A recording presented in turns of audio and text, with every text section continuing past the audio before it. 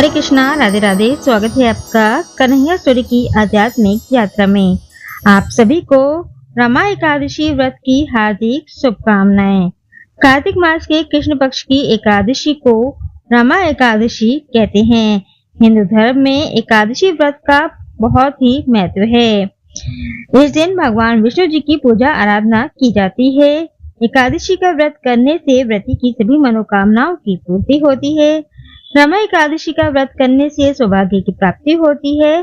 साथ ही घर में कभी भी धन धान्य की कमी नहीं रहती है। वहीं इस दिन व्रत का पूर्ण फल प्राप्त करने के लिए इसकी व्रत कथा का पठन एवं श्रवण जरूर करना चाहिए, जो कि इस प्रकार से है। रमा एकादशी की व्रत कथा। रमा एकादशी को लेकर कई सारी कथाएं प्रचलित है। एक समय की बात है, एक मुचुकुंद नाम का एक राजा था। उसकी पुत्री का नाम चंद्रभागा था, जिसका विवाह चंद्रसेन के बेटे शोभन से हुआ। एक दिन शोभन ससुराल आया। रमा एकादशी से एक दिन पहले राजा मुचुकुंद ने पूरे नगर में यह घोषणा करा दी कि कोई भी व्यक्ति रमा एकादशी के दिन भोजन ग्रहण नहीं करेगा, जिसे सुनकर उनका दामाद परेशान हो गया। तब उसने अपनी पत्नी से कहा कि वह बिना भोजन के जीवित नहीं रह सकता है। यह सुनने के बाद उसकी पत्नी ने कहा कि आप कहीं और चले जाइए। यदि यहाँ रहेंगे तो आपको इस व्रत नियम का पालन करना ही होगा। तब शोभन ने कहा कि जो भाग्य में होगा वो देखा जाएगा, और उसने रमा एकादशी का व्रत रखा। लेकिन उसे बहुत तेज से भूख लग गई, जिससे वह व्याकुल हो उठा।